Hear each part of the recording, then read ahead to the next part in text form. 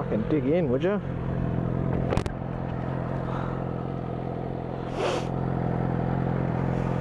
Hey, look at that.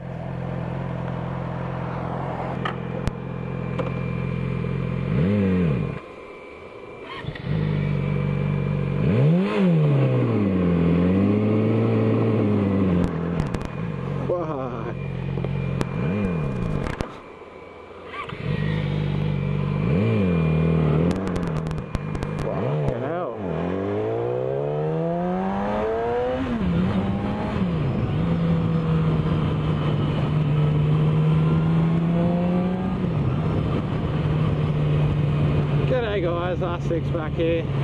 Beautiful sunny Melbourne, 26 degrees today. Absolutely stunning considering it's been raining and windy and shitty for a good while now. Just a quick vlog today. I had a thought because I wasn't too sure where I was going to go for a ride today, and I thought, because I'm a big believer and really into ghost stories and haunted places and that sort of things, and yeah, so I was having a look around just on the interwebs for any sort of known places in southeastern suburbs of Melbourne. There doesn't seem to be any, which is a bit of a bummer. I know of a fair few that are north of the city, so maybe one day I'll go up there for a bit of a trip. But yeah, I was gonna go check out some stuff, do some cool videos for you, but today it'll just be back out on my favourite road. Can't pass it up on a day like today. It's absolutely beautiful. But the reason I was thinking about it was I remembered a thing that happened to me when I was young, probably maybe 5 or 6. I was back when I was living in Sydney. I was asleep in my bed. We had the curtains open, and I woke up to a noise. And being a small child, it sort of, you know, it jolts you awake and freaks you out a little bit. And yeah, so heard this noise, woke me up. Looked around the room, couldn't see anything. Lights were off. It was dark. It was the middle of the night. And then I closed my eyes, try and go back to sleep. Don't know how much later it was, whether I fell asleep or not, or whether I was just still awake, but heard the noise again, woke me up, so I decided to get up and have a look around the room. Being a small child, you know, you check under the bed and in the cupboards and all that sort of stuff. And yeah, so got up, checked, couldn't see anything, went back to bed. I know I didn't go to sleep at this point because I was pretty freaked out, so I stayed awake with my eyes open. I rolled over to face the wall at that point, heard the noise again a short time later, and rolled over, and there was a man standing outside my bedroom window, dressed in like a full butcher's get-up, the hat and the protective clothing and all of that sort of stuff, with a meat cleaver in his hand. And he just had this really evil sort of look about him. I'm getting goosebumps, guys, telling you this story right now. He had this real evil sort of look to his face, and it scared the absolute shit out of me.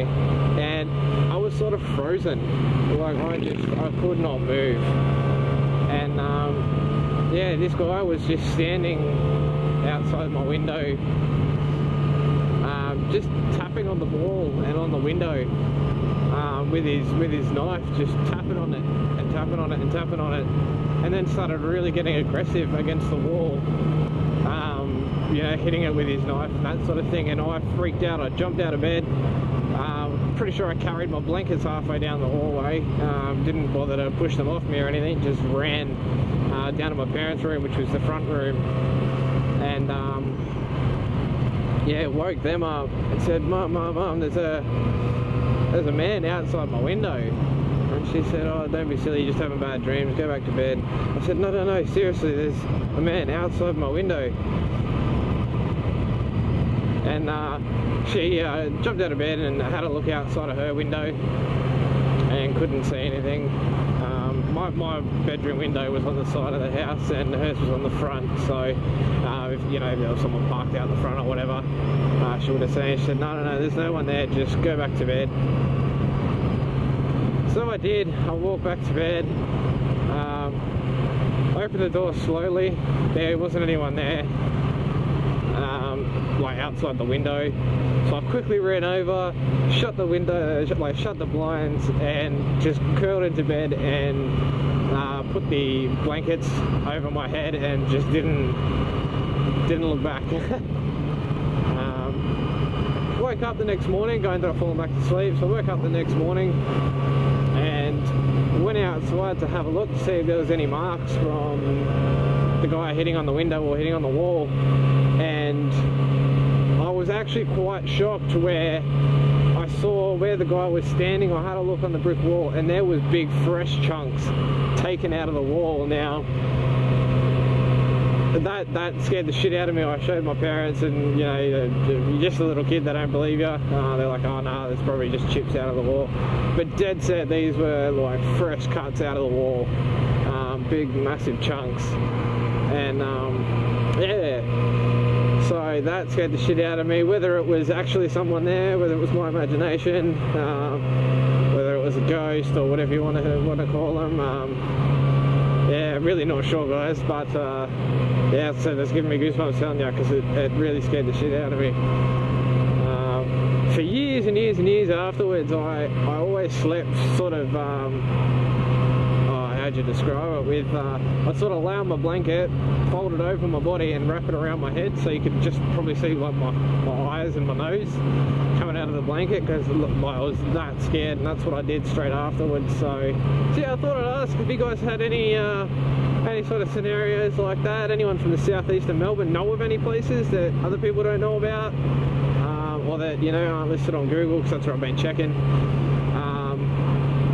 Yeah, any ghost stories, any places, you know, what you guys think of my story, whether you think it's complete bullshit or not. I can assure you that it's freaked the fuck out of me, so I still don't know what to make of it, and this is like, I don't know, 15 years later or whatever.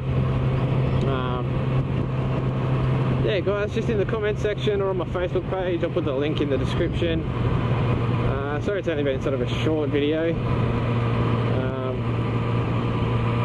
Yeah, but enjoy the rest of your weekend, guys. Enjoy your week, and I will catch you later.